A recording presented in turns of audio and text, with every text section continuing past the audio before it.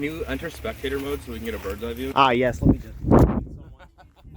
Recently, I went on a trip with a bunch of the IVB guys to explore 5 battlefields in 5 days, exploring Gettysburg and the Maryland campaign battlefields. So this is a brief overview of everything. Some days we go to multiple battlefields. So if you ever get lost to where we're at, highlight over the video and it'll tell you what day and what battlefield we're at. Lastly, I will be posting a video comparing real life to in-game War of Rights locations at some point in the future. But besides that, enjoy. For the first day, we decided to walk Pickett's Charge, and that is the overlook of that. Some of us walked it, some of us decided to somersault it for some reason, and then we went shopping the rest of the day. And on top of that, we relaxed most nights playing games like Jackbox, and frankly, I'm being humiliated, which is why there's no footage of it. Anyways, off to day 2. For day 2, we went to Harpersferry to hike the Maryland Heights, wanted to get that out early in the trip, and so we drove into Harpersferry, briefly walked around the town, saw John Brown's fort, and then started making our way to the Maryland Heights, going across the bridge. And as we got to the other side, we were able to get down to the riverside and kind of look at Harpersferry from kind of the CSA spawn at Rivers Crossing. And eventually we made it to the bottom of the Maryland Heights Trail, and our goal was to walk up the hill to the overlook view that you see in War of Rights quicker than you can in game. Here's maps of what they're both like in game versus real life, and we'll see if we can walk faster.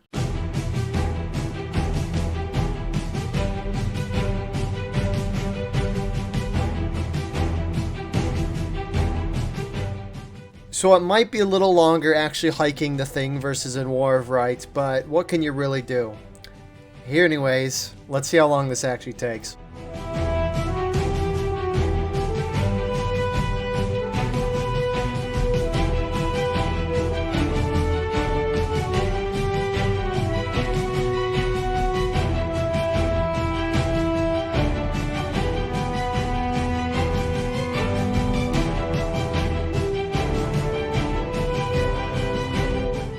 And with that being said, we finally arrived. We made it. It only took 45 minutes walking up this hill, and we finally made it to the top. And judging by the looks, was it worth it? 100%. It's just so surreal to see the overview of this position. I mean, you see it so often in game, but now you actually get to see it in real life. And it's just great. I mean, you can zoom into the town, and I mean, look at that town. And some people on our trip didn't want to go on the hike, so we were able to look at them through these binoculars, which were surprisingly clear. So remember this map. We watched the red trail on the bottom left of the map, going from the bottom to the overlook cliff, and it was great. And we were going to go head back down and relax. But then... Oh, on the stone fort. Right, Mr. Collector? Yes. So because of this one man, we are now hiking all the way to the stone fort, which you can see by the map is a little bit ways away. So we started, and this is the time lapse of the whole hike. There is an hour 45 from the overlook up to here, and we're finally going to get to see the stone fort. And without further ado, here's the stone fort. It is a stone fort. It's just a bunch of stones built into some nice figures.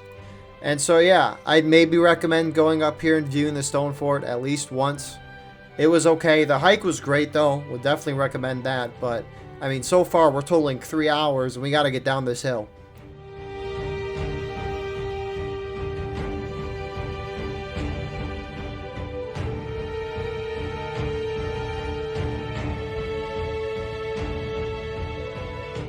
So yeah, we got back to the bottom of the hill after 4 hours of hiking. We saw the overlook and stone fort. It was a heck of a hike. And from there, we just relaxed the rest of the day and went back to Gettysburg and relaxed. Oh yeah, and this happened in front of our place we were staying at. Anyways. Conquest in real life, ladies and gentlemen. Look at that. Now we just got to hold the spot for 7 minutes and we'll... Anyways, we started off on our 3rd day exploring Gettysburg. We started with the day 1 portion of the battlefield, so kind of seeing McPherson's Ridge and more. The first thing we saw was Reynolds on top of his horse in this statue. And we also saw the 14th Brooklyn Monument and got to go up to the railroad cut. Been to Gettysburg 2 or 3 times, and this is the first time I really recall looking at the railroad cut. And we also saw a train. From there, we drove around seeing a couple things. For example, we saw Reynolds Memorial statue there, and then we drove up to Oak Hill. And at Oak Hill, we saw the Eternal Light Peace Memorial, which you can see on the screen there. There's always a torch going on top. And A&V knows. Then we decided to drive around the northern side of the Gettysburg town, which is what you're seeing right now, and go visit East Cavalry Field. And at East Cavalry Field, we could see the statue of Custer here, who led some of the Union cavalry, who was defending the rear of the Union line as Jeb Stuart was trying to take his cavalry and hit the Union from behind.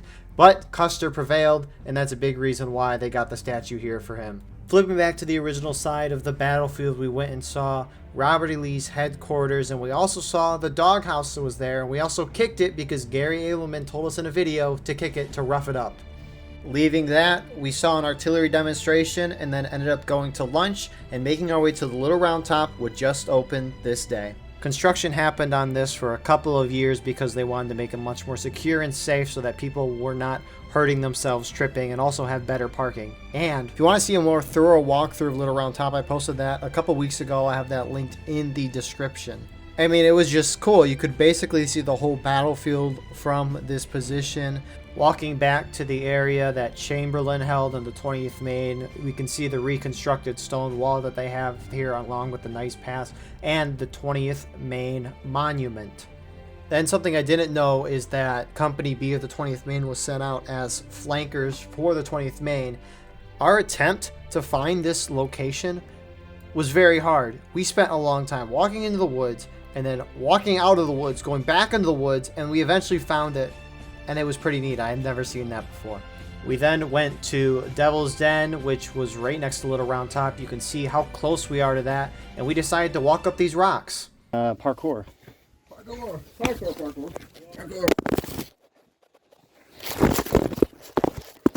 And we also learned many things about the Earth. All right, here we go. Some genealogy with... Genealogy? It's geology. It's genealogy. Geography. It's one of them. See, genealogy. Yeah, so they there was flat rocks, and then there was molten rocks, and then erosion happened, and now there's just rocks. Wow. Yeah. Then we went over, saw the wheat field. Around there, we saw the Irish Volunteer Brigade's monument and other monuments like the 52nd New York's. Preceding that, we saw the massive Pennsylvania monument that they had in the center of the battlefield. You could walk on top of the monument and see a lot of different areas in the battlefield. For example, dead center of your screen, you got Culp's Hill in the distance, and then panning to our left, you can kind of see Cemetery Ridge, where Union held for Pickett's Charge. And speaking of Pickett's Charge, we went there from the Union perspective. I mean, you can just see everything from miles from this Cemetery Ridge. And on top of that, we were able to see the monument, which is on the screen right now, where Armistead fell. And to finish our day in Gettysburg, we went to Culp's Hill, looking at the earthworks that the Union made to defend that position, briefly looking over at Cemetery Hill, and then climbing up the tower at Culp's Hill and kind of getting a nice overview of the area. And I was able to see this pretty bird flying across the area. Just look at that. Couldn't be more perfect. To end the night, we decided to leave Gettysburg and go to our Harpersferry Airbnb and enjoy the breaking news! The Harpersferry Bridge is on fire! We learned about this as we got to our Harpersferry Airbnb. We saw pictures of it. I thought the fire was going to be out by the time we got there. However, our frontline reporter, Sevi, decided to head over to the scene. Sevi here with Battle Line Network reporting live. Do you guys mind me asking? Excuse me. Do y'all mind me asking what caused the fire? Like what lit? Oh, darn. Huh. Weird. Said I don't know. So Battle Line Network, Sevi, reporting live. We don't know what caused the fire. Perhaps terrorists. Perhaps that Fenian John Brown. The Irish. The Irish. Perhaps the Irish. Our reporters asked another set of workers, and they said that a spark likely hit something and ignited something on the track, causing the flames. Well, now we know the answer is solved. This has been Sevi reporting for Battle Line Network. And the reason Sevi stated a moment ago was the actual reason why the bridge caught on fire. But then we were able to get back to our Airbnb, relax, and get excited for the next day, which was Antietam. To start off the day, we went to the visitor center, the recently finished visitor center, and we decided to do a lot of things within that center, such as seeing how many casualties happened at each part of the battlefield, seeing a general map of the battlefield, and just a lot of other things within there, giving interesting facts about Antietam. But the craziest thing we saw is there was a message board, and someone put a recruitment message for the 5th Virginia Regiment within War of Rights. Feller, a shout out to you. From there, we made our way out of the visitor center, looked at the New York Monument, and then went over to the Dunker Church. And I think one thing I noticed was when walking to the Dunker Church, the elevation was a lot more unstable and not as flat as we see in War of Rights. Going into the church, it's pretty much as you would expect. It looks exactly like the game. It's just beautiful inside. It survived the battle what was blown over by a windstorm in 1921, so it had to be rebuilt, and this is how it is today. And yes, we did do a little shenanigans.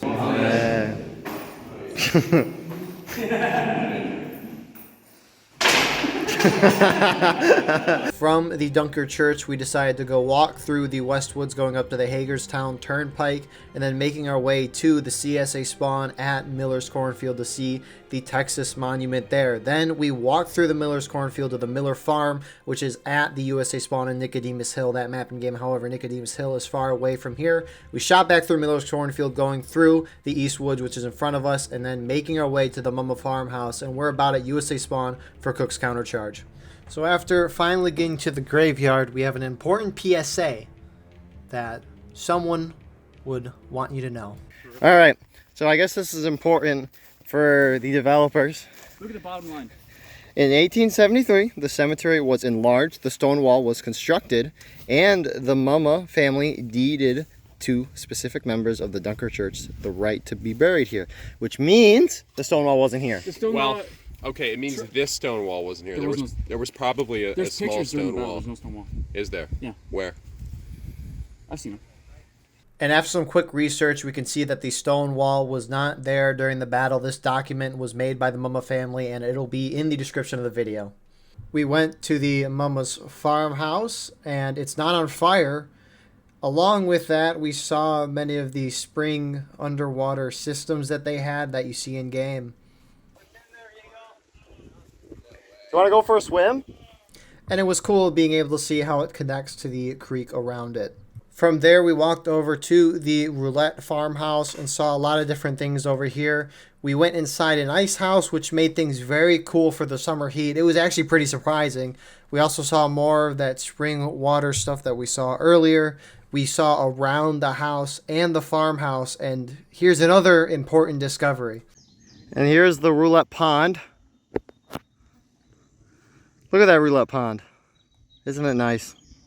So much water. Actually, I just realized, so I was looking here for the pond, and it's right there. So TLDR, there is a pond there. It wasn't there during the battle. And even though it is there right now, it is not by the farmhouse. It's a little ways away. Farb pond in game, remove it. But what isn't Farb is this farmhouse that the CSA within War of Rights really like to get inside of. And then in the distance, you have the roulette lane stone wall that we all know and love in game. It's not as well defined as it is in game, but it's still there today. So that field you just saw in the distance, we're now walking through that as we approach the bloody or sunken lane where the CSA defended in. We're walking the path that the Union kind of followed going to the bloody lane. When we got into the bloody lane, you can just see how much of a drop this is. I could not have imagined trying to push over an open field when the defending team has this good of a defensive position. And going to that tower there, we were able to get a nice little overview of the Antietam battlefield. And for example, you can see the Visitor Center Dunker Church off in the distance, going back to where we saw the roulette farmhouse there, where that's at from this tower. And then when we go to our left here, we can see where Piper Farm is in that orchard. And here's another viewpoint of that Piper farmhouse. You can see it off in the distance from where we're walking back to the visitor center. And once we got back to the visitor center and got in our cars, we drove our way to the Burnsides Bridge where we saw the Otto and Sherrick farmhouse. Once we arrived at the Burnsides Bridge, we just kind of walked around it, looked around underneath it, and just kind of vibed there for an hour. It's such an iconic part of War of Rights, and seeing it in person, it was just a vibe. One thing I noticed is the hill where the CSA was holding is much deeper in real life than it is in game. Last thing we did at the Antietam battlefield is we visited the President McKinley Monument, which is located right by Burnsides Bridge, and then we were off. It was a pretty quick overview of Antietam because we had to finish off our day at Sheperdstown. And out of all the battlefields we've seen, I was most interested in Sheperdstown. I haven't been there before. I've been to the rest, and I'm very intrigued to see how it is, especially because there's no maps of it in War of Rights. So we pulled up to a random location on the side of the road, got out, and look at that. It was Sheperdstown. It was a lot smaller than what I thought. Maybe would have been 1 or 2 War of Rights maps if that ever even happens, but we saw some ruined buildings as we went down to the Potomac. We got down to the Potomac, and I mean, it was just beautiful looking over the river there. And so I decided to explore a little more. I turned around, went to the other side of the street where we were originally at, and started walking up the hills a little here and saw this mini cave, and I went up to the area above the mini cave, and there was just this big hole in the ground. That's the weirdest thing I think I've ever seen on a Civil War battlefield, and it was kind of neat because you could kind of oversee everything here, and that's basically how the battle went. The Union shot at the Confederates as they were on the other side of the Potomac. Eventually the Confederates from their heights realized that the Union was eventually going to cross, so they grabbed all their stuff and left the town as the Union eventually crossed.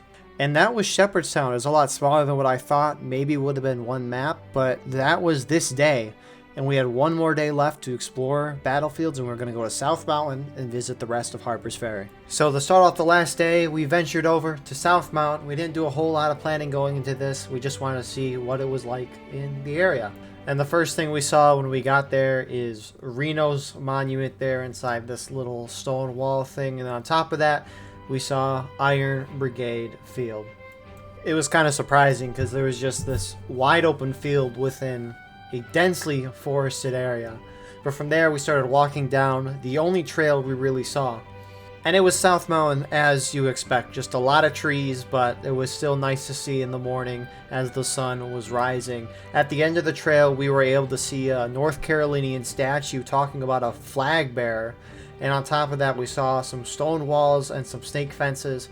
And that's really all we saw in the vicinity. So we got back in the cars and headed out to Harpersferry. However, the car I was in got a little sidetracked. And as we were driving, we saw this house that looks very familiar to something in game.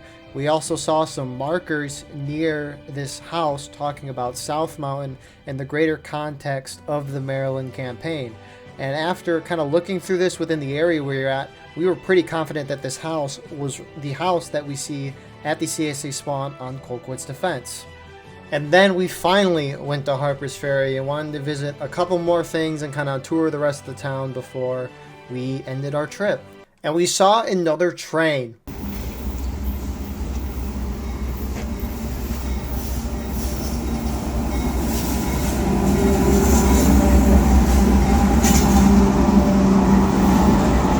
And we also saw this.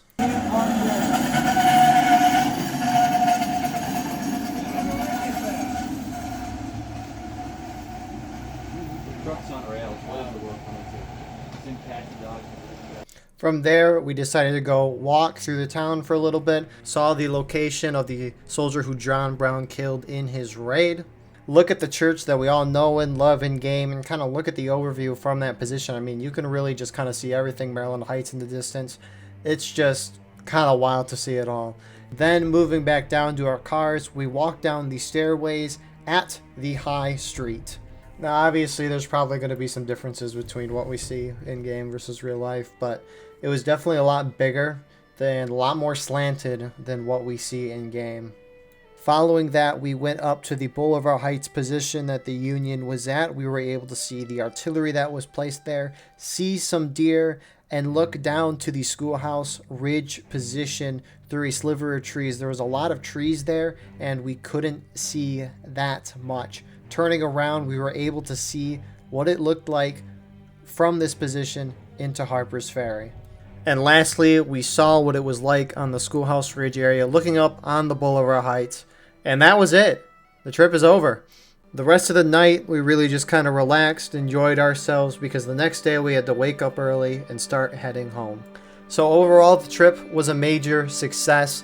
Seeing the battlefields in and of itself is cool, but I think the more surreal thing about all of this is, for myself, I've been playing with these guys for now over 4 years, and it's just surreal to be able to meet these people in person. Never would have thought that I would have had the chance to do that, and it's just, no words can describe how crazy the whole thing is. But it was a great experience. I'd like to thank the IVB guys for letting me join them. It was a lot of fun. Excited for future years. For everyone watching, I hope you enjoyed seeing what the battlefields were like in person. Like I said, I'll be posting a video, hopefully in the near future, showing images of War of Rights versus what I got in real life. But besides that, thank you all for watching. I hope you enjoyed, and we'll see you in the next one. Have a wonderful rest of your night.